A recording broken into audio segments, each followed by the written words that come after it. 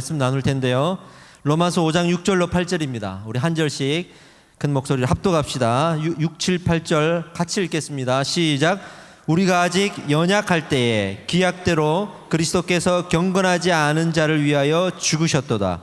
의인을 위하여 죽는 자가 쉽지 않고 선인을 위하여 용감히 죽는 자가 혹 있거니와 우리가 아직 죄인 되었을 때에 그리스도께서 우리를 위하여 죽으심으로 하나님께서 우리에 대한 자기의 사랑을 확증하셨느니라. 아멘.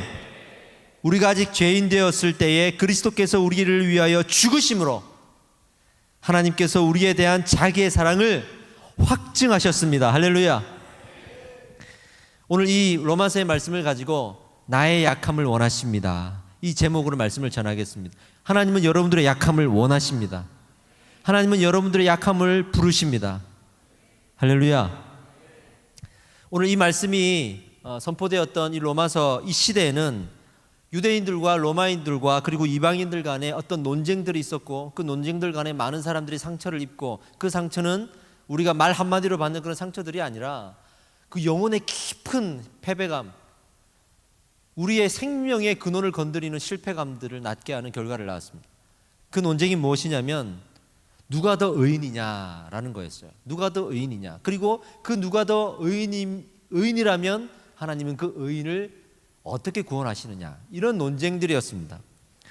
1차 논쟁에서 누가 승리했냐면 유대인들이 승리했습니다.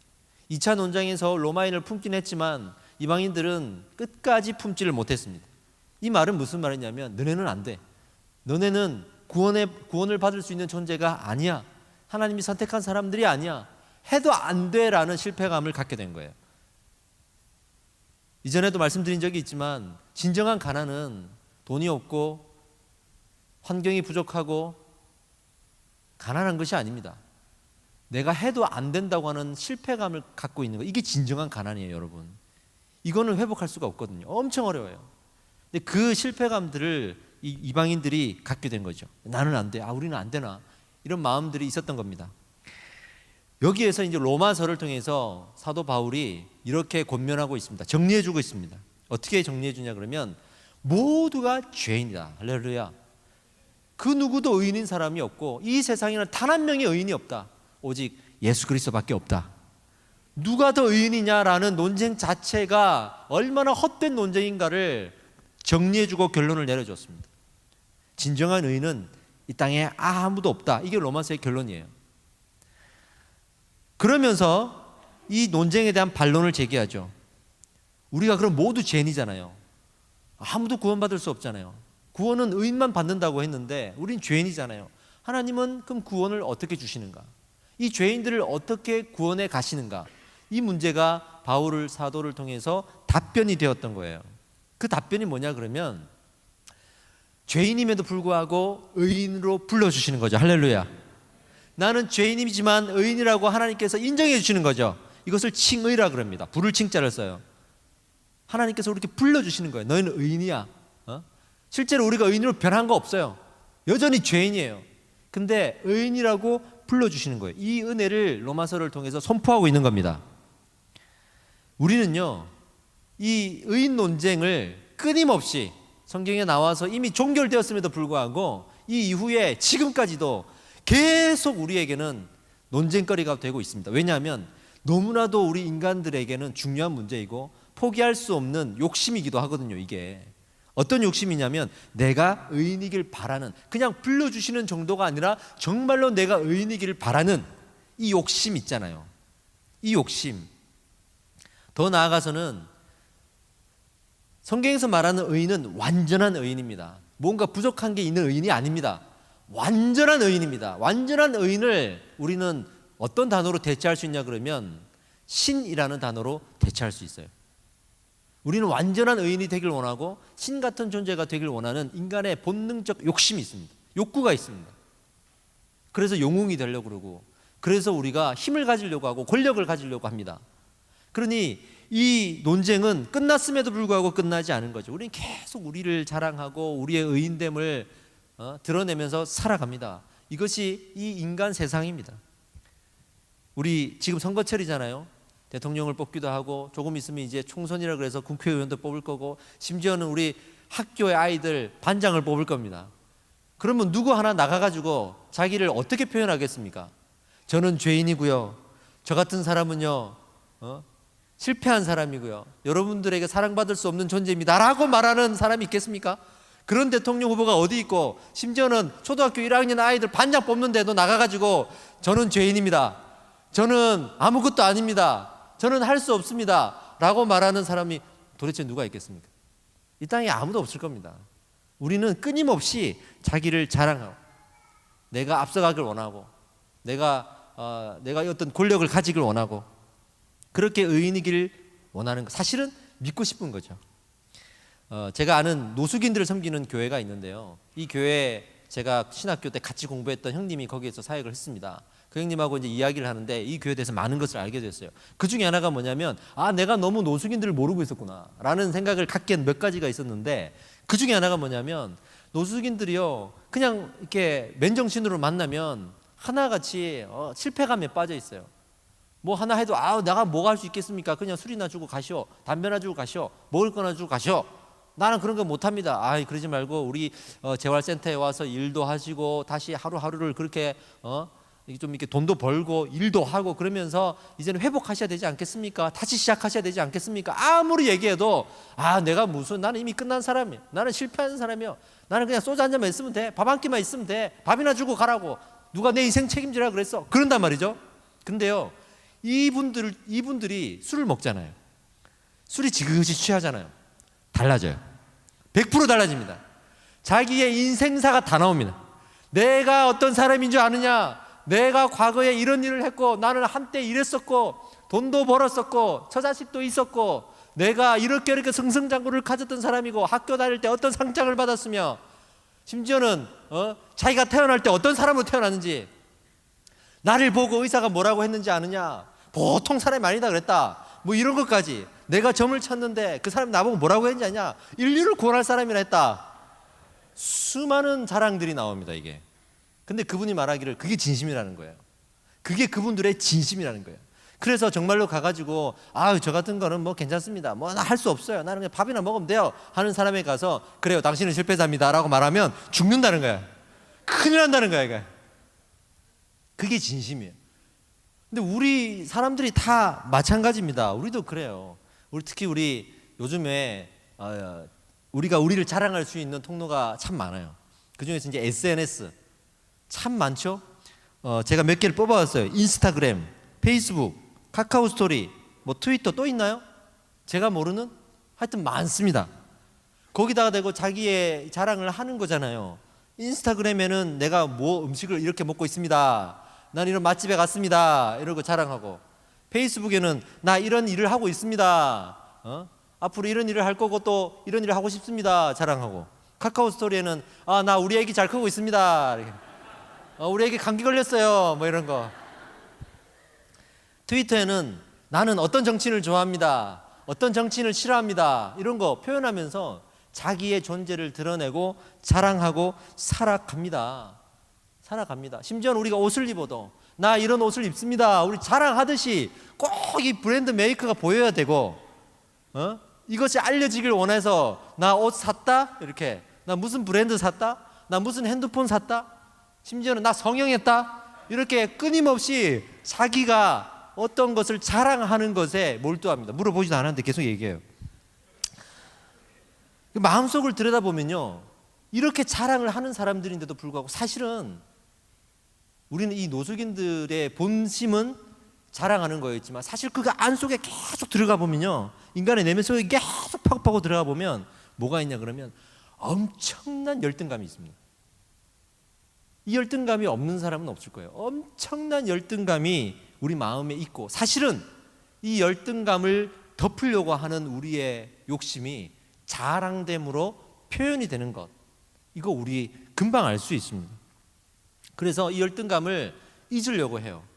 잊으려고 해서 어떤 최면할 수 있는 도구들을 찾습니다. 그게 술일 수도 있고 그리고 일일 수도 있고 내가 능력 있는 사람이 되어서 이걸 커버하고 싶은 거 취미 활동을 하면서 커버하고 싶고 심지어는 애완동물을 키우면서 외모를 가꾸면서 화장을 열심히 하면서 그렇게 뭔가 내가 약하다고 생각되고 열등하다고 생각되는 것들을 덮어버리는 것들을 찾아가면서 그거를 또 자랑하면서 다니는 거죠.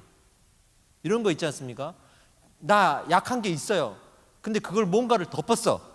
강해 보이는 어떤 커버 하나를 사서 덮었어요. 그리고 사람들한테 가서 뭐라 그러냐면 딱 건드리면서 나 안 약하다? 이렇게 하는 거예요. 나 강하다? 물어보지도 않았는데 또 지나가는 사람 붙들고 나 안 약합니다. 저 아주 강해요. 또 지나가는 사람들 보고 저 진짜 안 약하다니까요. 그러고 다니는 거예요. 그게 페이스북에서 그렇게 하잖아요. 그렇게 하잖아요. 어떤 사람이 예를 들어서 일진 같은 예를 들어봐. 학교의 일진들 우르르 몰려다니면서 자기들 약해요. 그리고 엄청 열등감이 있고 패배감이 있고 마음에 상처들이 있어요. 정말 자기 인생에 대한 소망이 없어요. 의심이 많고 의문이 많아요. 내 인생에 대한 확신이 없어요. 그러니까 괜히 몰려다니면서 그걸 커버하기 위해서 힘으로 딱 묶은 다음에 괜히 지나가는 애들 붙들고 때리면서 야, 나 안 약하거든. 누가 물어봤냐고 또 때리고 코피를 내면서 내가 강하거든. 나 안 약하다고. 또 지나가다가 아무 죄 없는 사람 하나 잡아가지고 두드려 패고 야, 나 안 약하거든. 그러고 다니는 거야 이제. 이게 우리 인간의 열등감을 해결하려고 하는 내면이에요. 그리고 하나님 앞에 오면 우리 믿는 자들이 하나님 앞에 오면 그러면 어떤 모습이겠습니까? 우리의 껍질이 다 벗기잖아요. 하나님 그렇게 하시거든요. 껍질이 다 벗겨진단 말이에요. 그러니까 열등감 하나 딱 남는 거야 이게. 그러니까 나 같은 죄인 되는 거죠. 근데 거기서도 끝까지 인정하지 않습니다. 끝까지 인정하지 않아요. 버팁니다. 버티다가 하나님께서 딱 만지시면 어떤 상황이 되냐 그러면 그래요, 나 같은 죄인 맞습니다. 이렇게 되는데 마치 어투가 하나님 저는 죄인입니다. 이게 아니라 주머니에 손 넣고 그래요, 저 죄인입니다. 이렇게 되는 거예요. 하나님 저 죄인입니다. 어떡하시겠어요? 당신이 만드신 거 아닙니까? 네, 이 꼬라지를 보십시오 하나님. 하나님께서 저를 이렇게 만드신 거 아닙니까? 이런 식으로 이제 변하는 거예요. 이제 그 열등감이 드러나니까. 그래서 나 같은 죄인 살리시니 감사합니다가 아니라 나 같은 죄인이 살리신 죄송합니다 하나님, 이렇게 되는 거예요. 이제 이게 우리 하나님 앞에서의 정말 솔직하고 정직한 우리의 모습이에요. 성경에는 이 약함에 대해서 상당히 많은 부분을 할애해서 이야기하고 있고 반복적으로 이야기하고 있어요. 어떻게 이야기하고 있냐면 우리 오늘 본문 3절 4절을 한번 봅시다. 3절 4절에 이렇게 써 있습니다. 다만 이뿐 아니라 우리가 환난 중에도 즐거워하나니 이는 환난은 인내를, 인내는 연단을, 연단은 소망을 이루는 줄 알미로다. 다 아시는 말씀이죠. 환난, 인내, 연단, 소망, 요 단계별로 우리가 막 외우고 그러잖아요. 이 말씀에서 의도하고 있는 게 뭐냐면 우리의 삶에, 우리의 인생에는요 환난이 있다는 겁니다. 인내해야 될 일이 있다는 겁니다. 연단을 받아야 될 우리 인생이라는 겁니다. 소망을 찾아야 될 인생이라는 겁니다.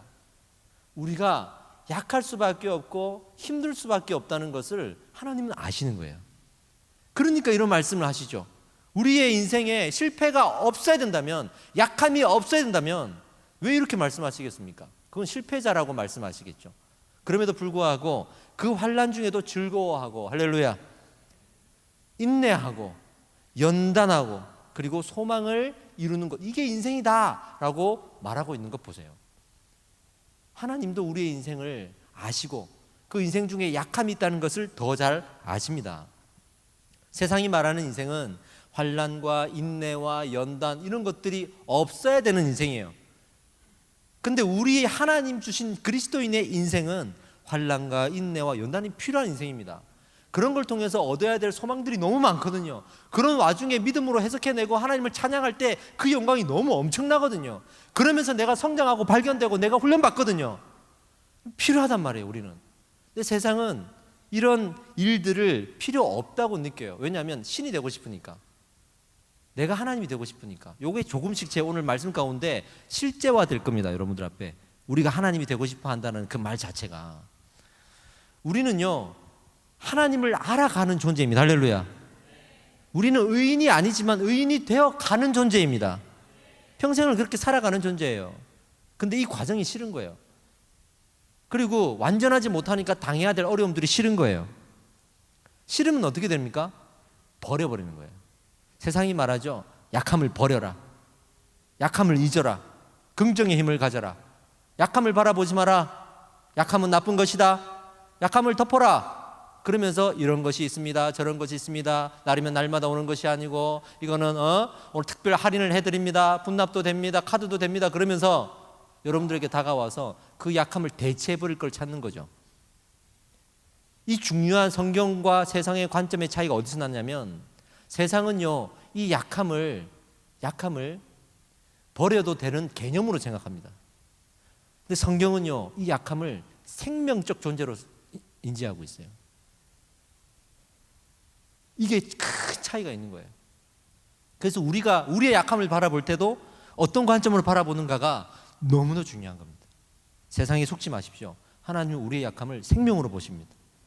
절대로 우리 안에 있는 이 약한 한 부분에 대해서 따로 떼어내야 될 것으로 생각하지 않으시고 그 약함도 나의 것으로, 그 약함도 너의 것으로, 그 약함도 생명이요, 그 약함도 너무 귀한 가치 있는 것이라고 우리 하나님은 생각하시는 거예요. 그래서 끊임없이 말씀을 통해서 그 약함에 대해서 우리에게 알려주시는 것입니다. 할렐루야. 세상이 말하는 이 약함에 대한 태도를 보면 그냥 불교에서 말하는 해탈, 열반 이런 것으로 끝나는 거예요. 그런 거는 이 세상에서 잠시 사는 동안 내가 그 해탈하여서 열반하여서 그 약함을 잊어버리는 거예요. 산을 올라가잖아요. 머리를 깎는 거잖아요. 그래서 자기 수행을 고통스럽게 하잖아요. 이 세상 사는 동안 잠시 약함에서 벗어나서 나의 강한 것을 바라보고 나의 좋은 것을 바라보고 그것도 안 되면 자연의 경치를 보면서 다른 것을 묵상하고 계속 이 약함을 잊어버리는 것으로 우리는 방향을 잡습니다. 그런데 하나님께서 말씀하시는 이 약함에 대한 개념은요 죽음까지도 초월하여 하늘나라에서 예수님과 함께 사는 소망으로 우리를 인도해 가신다고 하시면서 이렇게까지 할 정도로 이거는 너무 고귀하고 가치 있는 것이다라고 말씀하십니다. 할렐루야. 이 말씀을 여러분 믿으시기 바랍니다. 믿으시기 바랍니다. 그 어떤 종교에도 이 약함에 대해서 이런 태도를 가진 종교는 없습니다. 이 약함에 대해서 심지어는 그 약함 때문에 십자가에 못 박혀 죽으시고 화목제로 자기 자신을 드렸던 하나님, 그런 신, 이런 종교는 기독교 외에는 없습니다. 이렇게까지 할 정도로 어떤 우리의 약함에 대한 다른 생각들을 갖고 계시다는 거예요. 다른 태도를 하나님이 갖고 계시다는 거예요. 이 사랑이 확증함으로 이제는 우리가 하나님께 감사할 수 있는 이유입니다. 할렐루야. 바울은 이 감사함을 아주 강조하고 있어요. 감사해야 된다고 말하고 있어요. 왜 감사하지 않느냐라고 말하고 있어요. 감사해야 된다. 어떻게 감사해야 되느냐 이렇게까지 비교합니다. 오늘 7절 말씀을 한번 읽어보겠습니다. 본문의 7절 말씀을 같이 한번 읽어봅시다.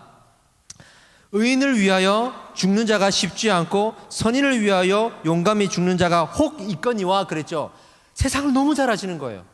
세상에 하나님을 안 믿는 사람도 의인이라 그랬죠. 도덕적으로 옳은 일을 하는 정직한 사람, 선인이라 그랬죠. 착한 일 하는 사람, 남을 도와주는 사람은 믿지 않는 우리 모든 세상 사회도 있는 일이에요. 이거는 그런 사람들도 있다라고 인정하시는 거예요. 세상을 너무 잘 아시는 거예요. 하나님을 믿는 사람 아니면 이런 건 있을 수 없다 이렇게 말씀하시는 게 아니라 믿지 않는 사람들조차도 의인을 위해서 선인을 위해서 죽는 사람들이 간혹 있다 말씀하시는 거예요. 근데 그 안에는 뭐가 있냐 그러면 그 약함을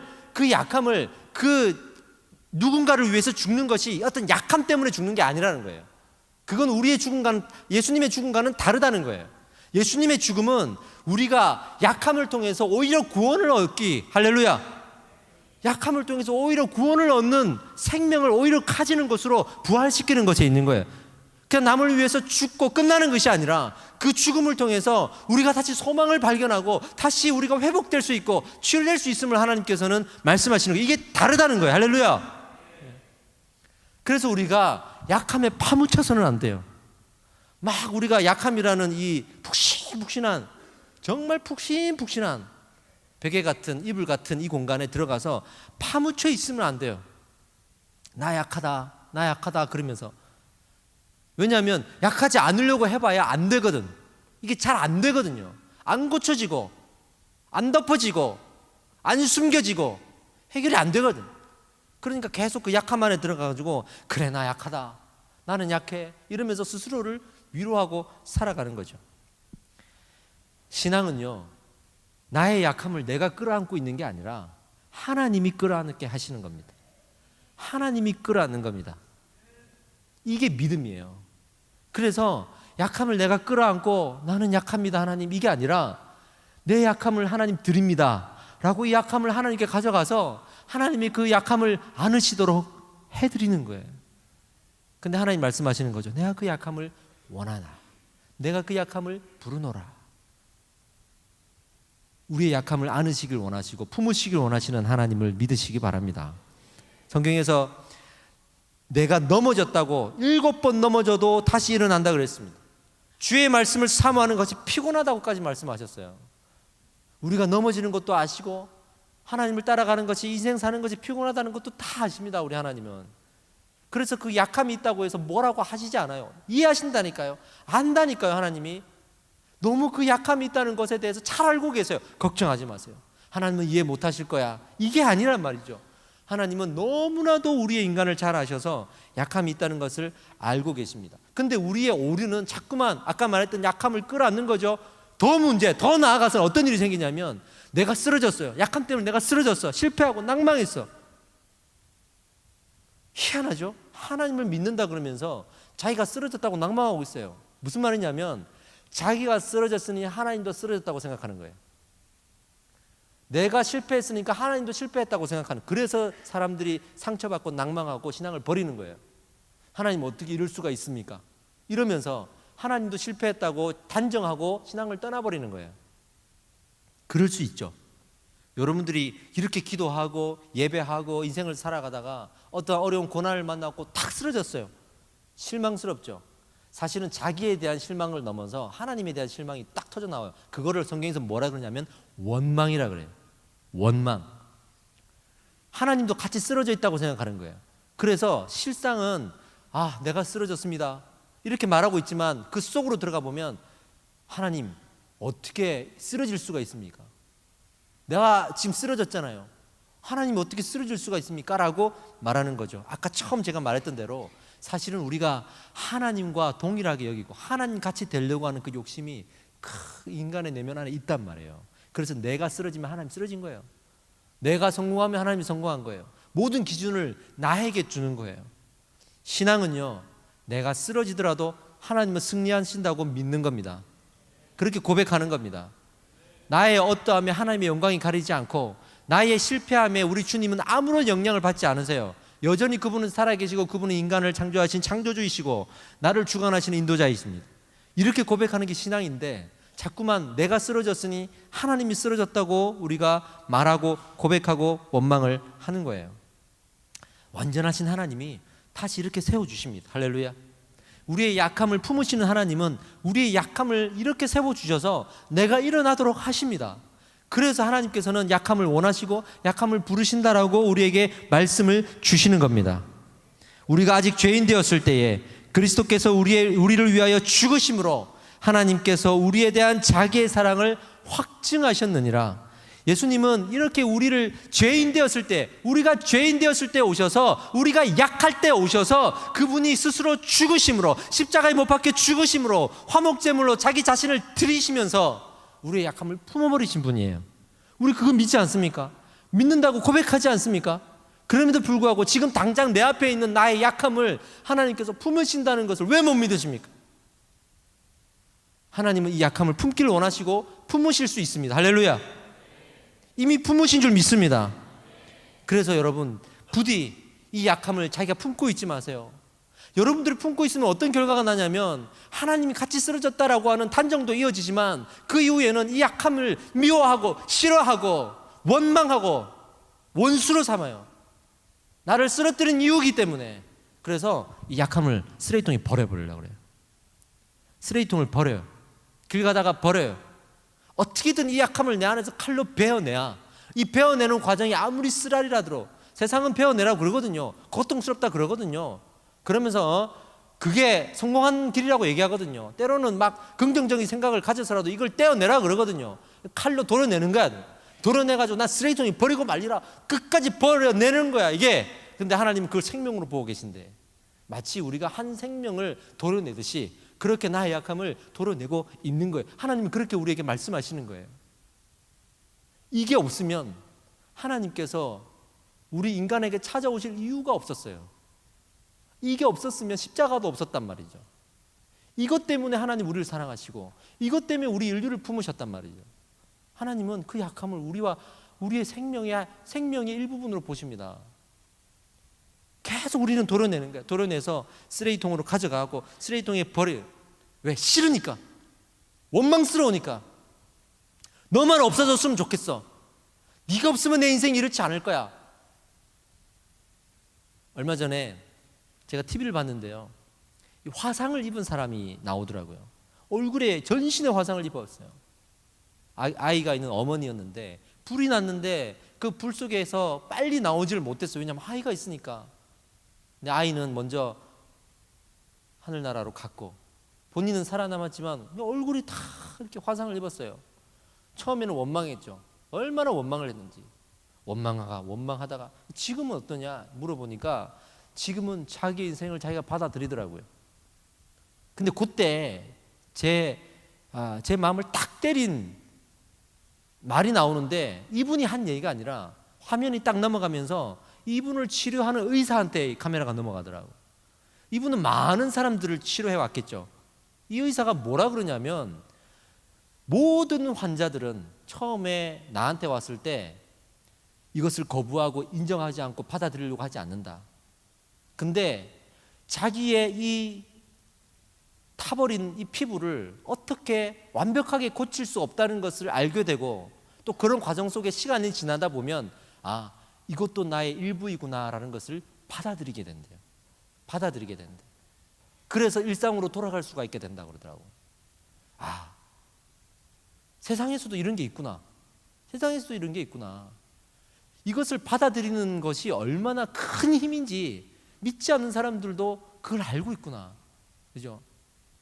근데 우리 믿는 자들이 하나님 앞에서 나의 어떠한 연약함이 있을 때 이걸 도려내기만 하려고 하면 안 되는 거예요. 그러면 하나님께서는 이 도려낼 때 이 생명이기 때문에 마치 피가 나듯이 너무 가슴이 아프신 거예요. 너무 가슴이 아프신 거예요. 하나님이 끌어안도록 하나님께로 가져가야 합니다. 오늘 이 예배가 여러분들의 약함을 하나님께로 가져가는, 더 이상 도려내려고 하지 말고, 도려낼 수가 없어요. 이건 생명이기 때문에 도려낼 수가 없어. 이거 도려내면 우리는 이 땅에 우리의 생명에 위험이 있을 겁니다. 하나님께로 가져가시는 시간 될 줄 믿습니다. 우리 죄인의 죄값을 대신 지어주시는 하나님. 세상에 어떤 신적 존재가 자기를 죽이시면서까지 우리 죄를, 인간의 죄를 그렇게 사합니까? 부모도 그렇게 못하는 경우가 많은데요, 하나님은 그렇게 하셨습니다. 왜냐하면 그게 가장 큰 사랑이거든요. 그리고 우리의 죄는 우리의 가장 큰 약함이거든요.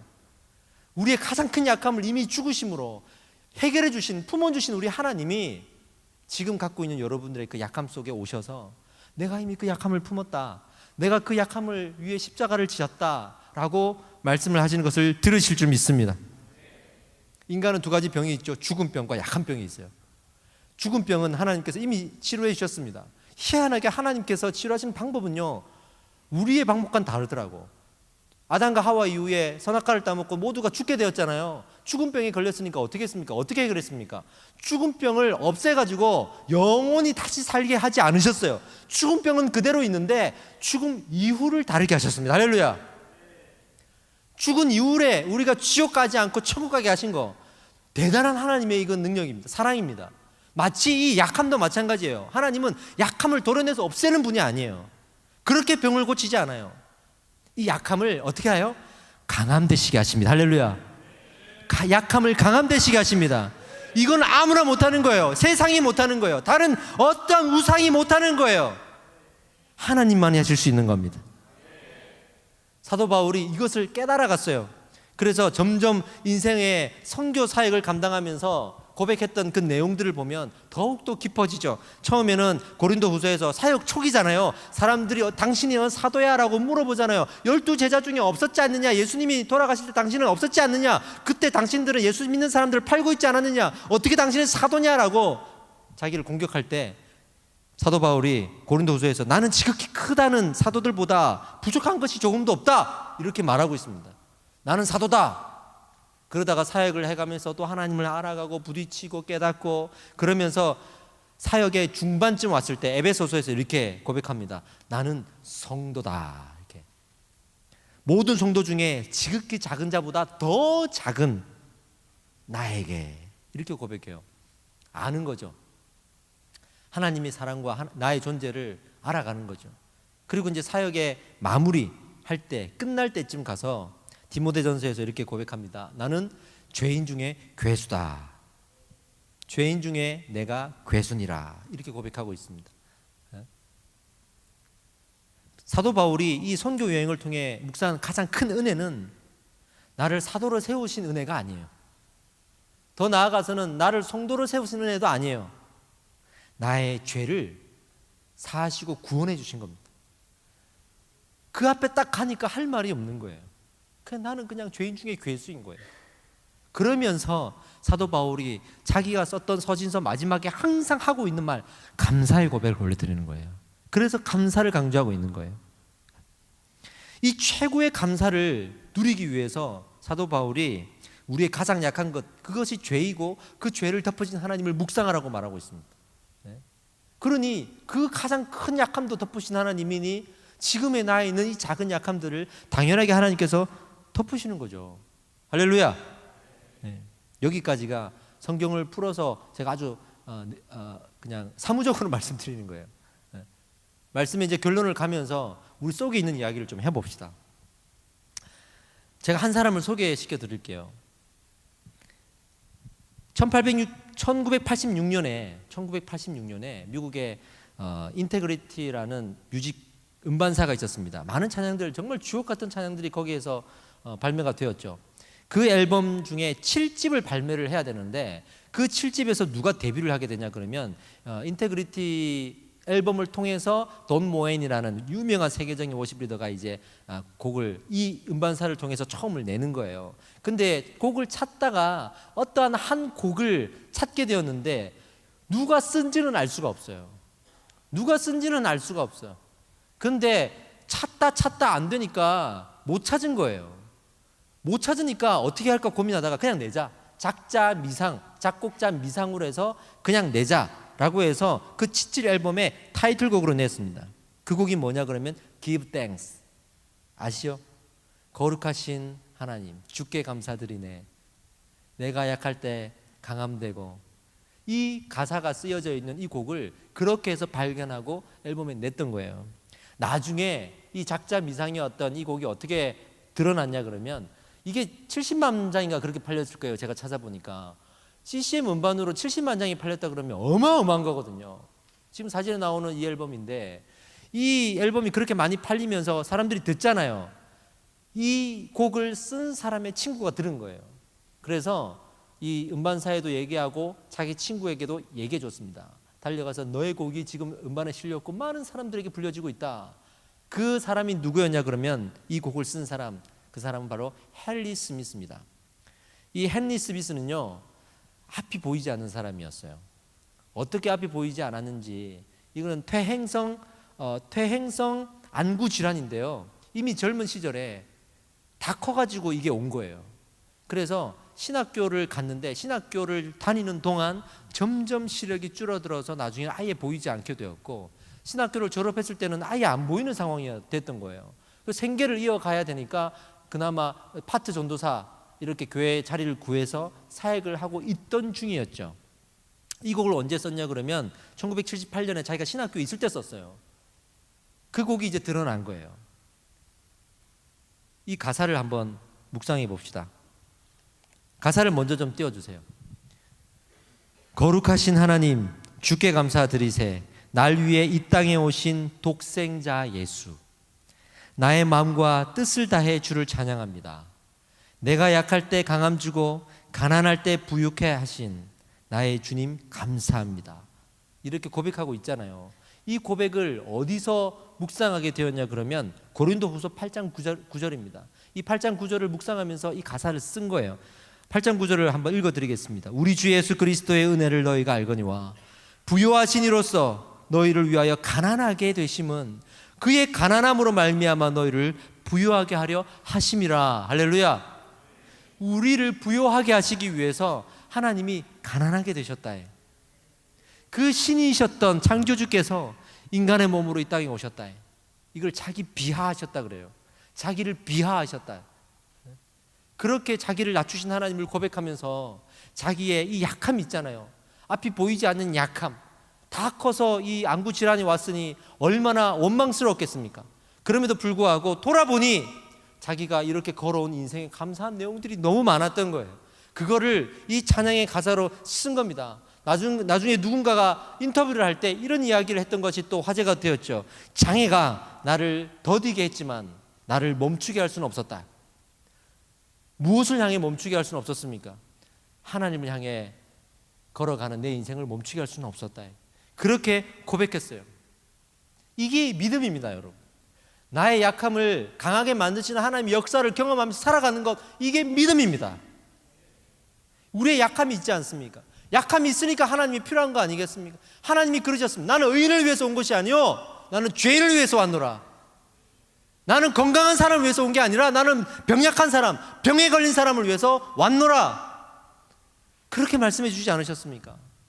응급실에서 환자가 실려왔는데 다 죽어가요. 의사가 달려왔습니다. 어떠십니까? 물어봤더니 환자가 얘기해요. 저는 드릴 것도 없습니다. 왜 저를 찾아오셨습니까? 의사가 얘기하는 거죠. 당신이 다쳤으니까요. 당신이 죽어가니까요. 이게 우리 예수님의 그 외침이었습니다. 지금 우리에게 말씀하시는 하나님의 음성인 줄 믿습니다. 하나님께서 나를 왜 만져주셔야 됩니까? 내 약함이 있으니까요. 내 약함이 여기 있으니까요. 집에다가 버리고 오셨습니까? 그게 버려지던가요? 그 약함이 있으니까 마치 약함이 자석이 돼서 하나님을 끌어당기는 거예요. 얼마나 귀합니까? 약함이 있으니까 내가 하나님께 기도할 수 있는 거예요. 내가 약함이 없으면 교만해졌을 거예요. 내 약함을 바라보면서 한없이 내가 할 수 없다는 걸 깨닫고 하나님께 가서 하나님 이거 해결해 주세요라고 하는 거예요. 약함이 있으니까 교회도 오는 거고, 약함이 있으니까 주님을 붙드는 거고, 약함이 있으니까 겸손해지는 거고, 약함이 있으니까 기도하는 겁니다. 이게 약함이 가지고 있는 가치예요. 이제 여러분들이 해야 될 일은 이 약함을 하나님이 품으시도록 하는 겁니다. 제가 자주 드는 예화예요.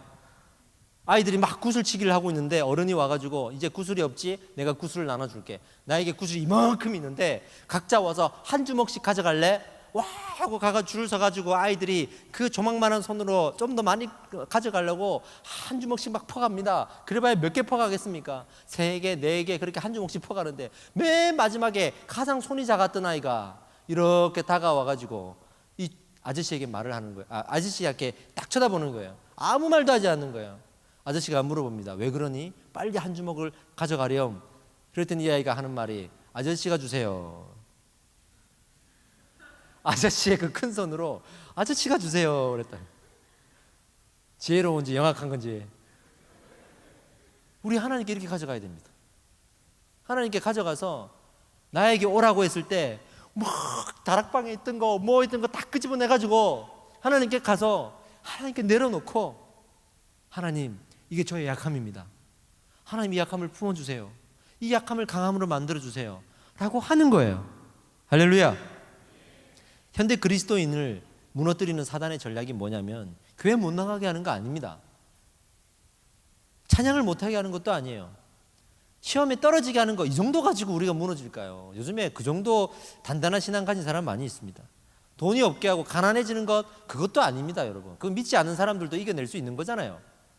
뭐냐 그러면 자기 약함을 보고 실패감을 가지게 만드는 거예요. 자기 약함을 가지고 상처받게 만드는 거예요. 자기를 무기력하고 자기를 싫어하게 만드는 거예요. 이게 사단의 전략입니다. 왜냐하면 자기를 싫어하면 하나님께 못 가거든요. 이 약함을 싫어하는 사람은 하나님께 안 가거든요. 왜? 버리면 되니까. 잘 생각해 보세요. 이 약함을 내가 싫어하고 원망스러울 때 반드시 하나님을 같이 원망합니다. 우리가 반드시 그래요. 그래서 이 사람은 하나님께 안 가요. 쓰레기통이 버리면서 하나님도 같이 버려요. 믿음도 같이 버린다고. 하나님께 나아가는 사람은요, 이 약함을 싫어하지 않습니다. 할렐루야. 싫어하지 않습니다. 제가 이런 문구를 생각했습니다. 따라하십시오. 우리의 약함은 버려야 할 쓰레기가 아니라 들어야 할 어린 양입니다. 다시 한번요. 우리의 약함은 버려야 할 쓰레기가 아니라 들어야 할 어린 양입니다. 할렐루야. 우리가 아직 죄인 되었을 때에 그리스도께서 우리를 위하여 죽으심으로 하나님께서 우리에 대한 자기의 사랑을 확증하셨느니라. 아멘. 우리 예배팀 나와 주십시오. 하나님이요, 우리를 찾아오실 때 말씀하십니다. 내가 너의 약함을 원하노라.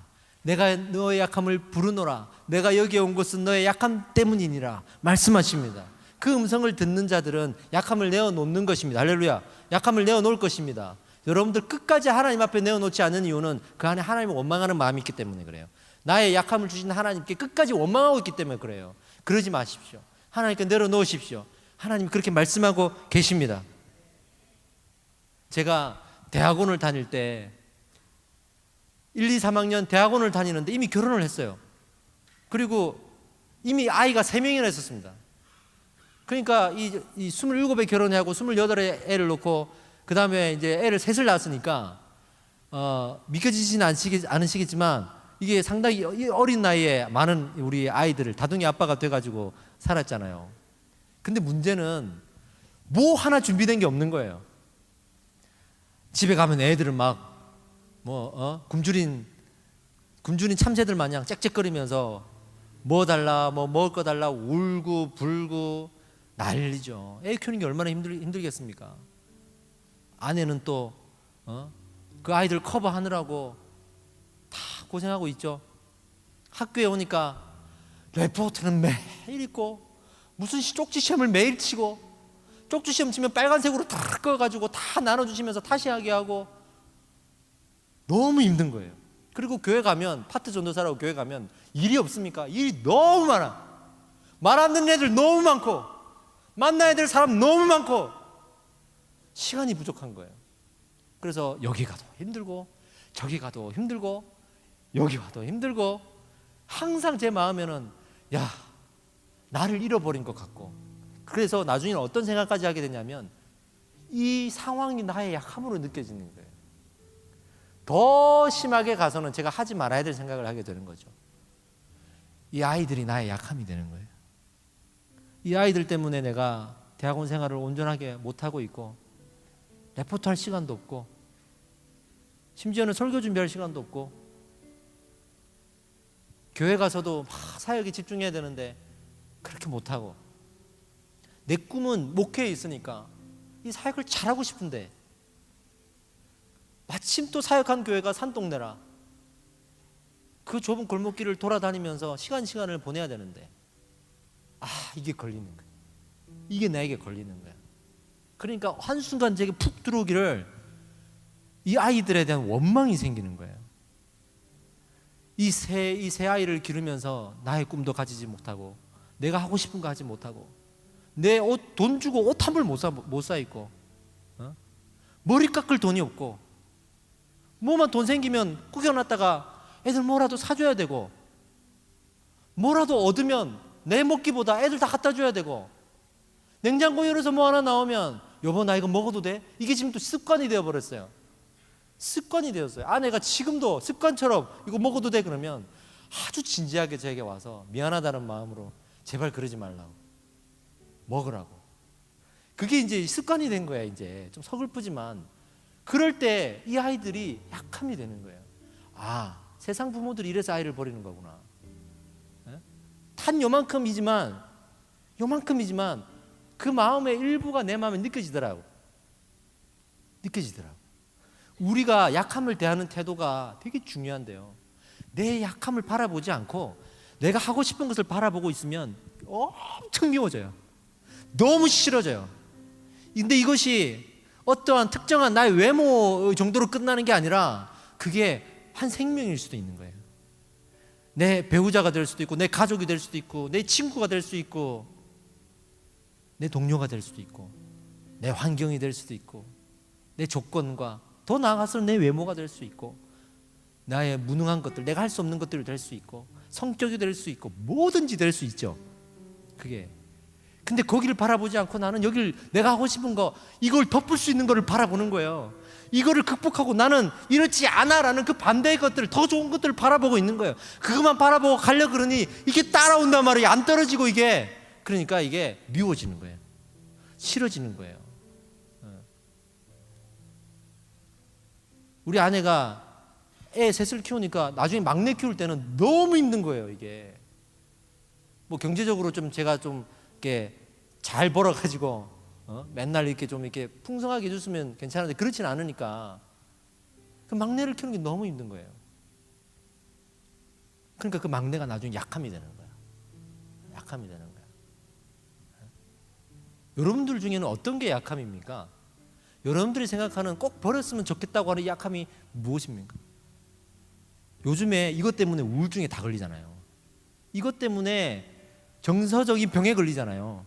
여러분들 분명히 한 가지 다 가지고 있고요. 이거 해결하지 못하고 이거 버리려고 하면 할수록 병에 걸려요. 제가 이 이야기를 심리를 공부하신 전공하신 분하고 나눈 적이 있는데 그분이 그래요. 내가 쓰레기통이라는 표현을 썼거든요. 아, 이거 쓰레기통에 버리려고 한다 사람들이. 내 마음에도 그런 것들이 있더라. 이분이 뭐라 그러냐면요, 정말로 이걸 도려내고 쓰레기통에 버리는 순간 우리에게 정신적인 병이 걸린대. 정서적인 병이 걸린대. 우울증에 걸려있는 사람들이 왜 걸리냐 그러면 이 약함을 버리려고, 버릴 수 없는 걸 버리려고 했기 때문에 이게 온다는 거예요. 근데 건강한 사람들 한번 보세요. 우리 믿음의 조상들, 기독교의 역사와 교회의 역사를 이끌어온 위대한 삶을 살았던 사람들 보세요. 누구 하나 약함을 버린 사람이 없습니다. 약함을 버린 사람이 없어요. 뭐 대단한 은사를 받지 못한 적은 있어도 약함을 버린 적은 없습니다. 대단하게 뭐 음악을 잘하거나 대단하게 기도를 잘하거나 대단하게 어떤 공로를 세우거나 대단한 업적을 쌓거나 하진 않았어도 약함을 버리진 않았습니다. 이게 우리가 취해야 될 약함에 대한 태도입니다, 여러분. 오늘 우리가 기도할 때 여러분들의 약함을 생각나게 하실 거예요. 나의 어떠한 약함을 생각나게 하실 거예요. 나는 끊임없이 그것을 버리려고 하고 원망했죠. 하나님께 가져가십시오. 약함을 강하게 하실 줄 믿습니다. 어떻게 강하게 하실지는 몰라요. 그건 하나님의 방법이거든요. 놀라운 하나님의 일들이거든요. 아직도 약한 점 때문에 아프십니까? 나의 약한 것만 생각하면 힘들고 괴롭고 그렇게 눈물이 나십니까? 우울해지십니까? 혹시요, 이 약한 것보다 더 강한 것이 좋은 거 아닙니까? 나는 약한 것을 싫어하고 강한 것을 좋아하는 사람 아닙니까? 나는 그런 사람인 거예요, 여러분. 알고 보면 나는 그런 사람인 거예요. 그러면서도 우리는 약한 사람을 돕겠다고 하고 있는 거예요. 그러면서도 우리는 다른 누군가를 섬기겠다고 하고 있는 거예요. 자기 안에 있는 약함을 자기가 하나님께로 들고 갈 수 있어야 다른 사람의 약함을 하나님께로 인도하는 겁니다. 할렐루야. 이제 이 약함의 가치를 아셨습니까? 오늘 하나님께서 말씀하시는 건 너의 약함은 가치 있다. 너의 약함은 나의 생명이다. 너의 약함 때문에 내가 이곳에 왔단다. 너의 약함을 내가 부르노라. 나에게 와서 그 약함을 내가 하늘 수 있도록 해다오. 할렐루야. 하나님 앞에 이 생각나는 약함들, 나를 괴롭혀왔던 이 약함들을 오늘 기도한 가운데 내려놓으십시오. 우리 하나님께서 그것을 취하시고 함께 울며 그 세월들을 위로하시고 지금 여러분들의 그 약함을 강하게 하시는 하나님의 은혜를 오늘 이 순간에 베푸실 줄 믿습니다. 우리 함께 기도할 때 하나님, 이 약함을 품어주시옵소서. 이 약함을 주님께서 안아주시옵소서. 약함을 강하게 하여 주시옵소서. 함께 기도하겠습니다. 주여 모여치고 기도합시다. 주여! 하나님 아버지, 우리의 약한 가운데 오셔서 하나님의 그 강하심으로 덮어주시옵소서. 우리를 품으시는 하나님 아버지, 우리의 약함을 하나님께 가지고 나아갈 수 있도록 우리를 인도하여 주시옵소서. 나의 안에 거하시는 우리 하나님의 역사가 내가 그토록 나를 괴롭게 만들고 나를 힘들게 나의 발목을 붙잡아서 나를 어렵게 했던, 나를 실망하게 했던, 나를 상처 주었던 그 수많은 약함 속에 오셔서 하나님은 다시 품어주시고, 하나님께서 그 부으심으로 하나님의 사랑을 확증하셨으니, 나의 약함을 위하여 십자가에 못 박혀 죽으심으로 하나님 그렇게 나를 사랑하여 주심을 믿습니다. 더 이상 우리가 이 약한 것에 파묻혀서 하나님을 버리지 않게 하여 주십시오. 하나님을 바라보며 이 약함도 함께 바라볼 수 있도록 주님 인도하여 주시옵소서. 주님 인도하여 주시옵소서. 할렐루야, 할렐루야. 우리 하나님의 그 사랑이 우리의 약함을 만지실 때 우리는 회복할 수 있습니다. 우리가 진정 원하는 것이었습니다. 하나님을 품어주십시오. 하나님 우리를 불러주실 때 나의 약함도 함께 부르셨습니다. 하나님 우리를 불러주십시오. 할렐루야, 할렐루야. 내 안에 있는 이 약함들이 소망이 되게 하시는 유일한 하나님, 그분은 바로 예수 그리스도 당신이십니다. 아버지의 약함을 품어주십시오. 아버지의 약함을 품어주십시오. 할렐루야, 할렐루야. 내 마음이 약합니다. 하나님 생각나게 하시고 하나님을 품는 것을 기대하게 하여 주시옵소서.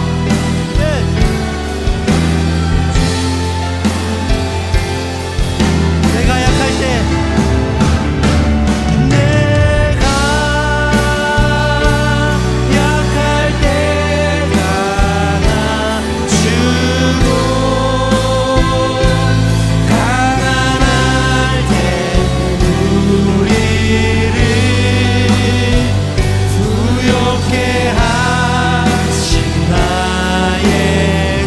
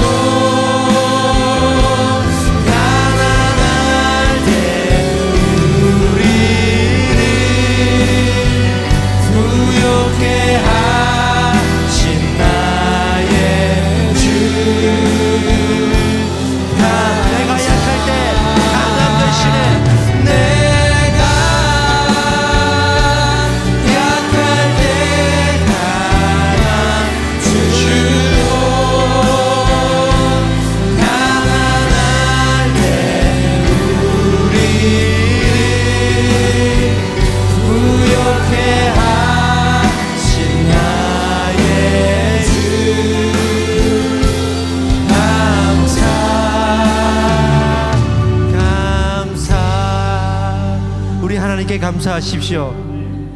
의사들이 우리의 병든 몸을 칼로 째고 그 안에 쳐다볼 때 그것이 아무런 소용이 없다 그러면 그 징그럽고 잔인한 장면을 왜 행하며 왜 바라보겠습니까? 치료할 수 있다는 믿음이 있기 때문입니다. 내가 그것을 치료하는 사람이라는 믿음이 있기 때문입니다. 하나님께서 우리의 약함을 보기를 원하십니다. 우리를 향해 그 약함을 바라보라고 하십니다. 회복하시고 치료하시고 강함되게 하시는 하나님의 믿음을 우리에게 허락하십니다. 그 믿음을 가지고 바라보십시오. 적어도 이 약함이 밉고 실망스럽고 실패되기보다 또 하나의 가치로, 또 하나의 하나님의 영광의 통로로 보여질 수 있을 겁니다. 그랬을 때 여러분들의 인생은 변할 줄 믿습니다. 그것이 여러분들의 인생을 변하게 될 줄 믿습니다. 할렐루야! 다시 한번 이 시간 기도할 때는 하나님께 감사하시고요, 나의 약함이 아직도 내려놓아지지 않은 어떤 강한 끈들이 있다 그러면 하나님께서 오셔서 하나님이 풀어주십시오. 하나님이 자유케 하여 주십시오. 성령이 오시옵소서. 성령이 임하여 주시옵소서. 내가 안에 우리 하나님이 하게 하실 줄 믿습니다. 다시 한번 우리 주여 모여주고 기도하겠습니다. 주여! 할렐루야! 할렐루야! 우리 하나님의 손길이 우리를 만지시고 우리에게 오셔서 그 약함을 강함되게 하시는 하나님의 놀라운 은혜를 보실 줄 믿습니다. 아버지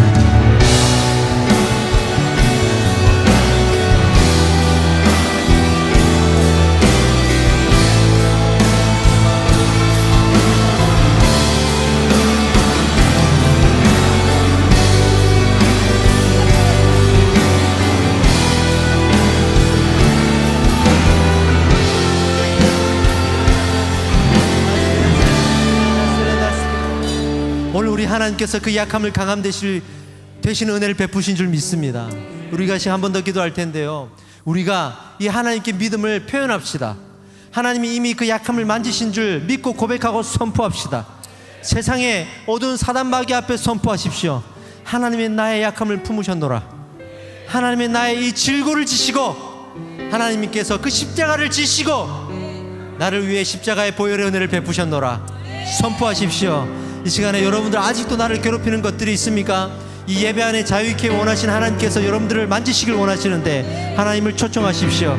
그리고 이제 저문을 열고 나아갔을 때 이 세상이 그 약함을 다시 비난하고 다시 조롱하는 일이 벌어지더라도 여러분 흔들리지 마십시오. 그 약함을 품고 계신 하나님을 바라보십시오. 하나님을 바라보십시오. 할렐루야. 이 믿음을 가지고 우리가 다 함께 일어나서 두 손 높이 들고 하나 세상과 이 어둠 앞에 이 믿음을 선포합시다. 주여 부르시고 기도하겠습니다. 주여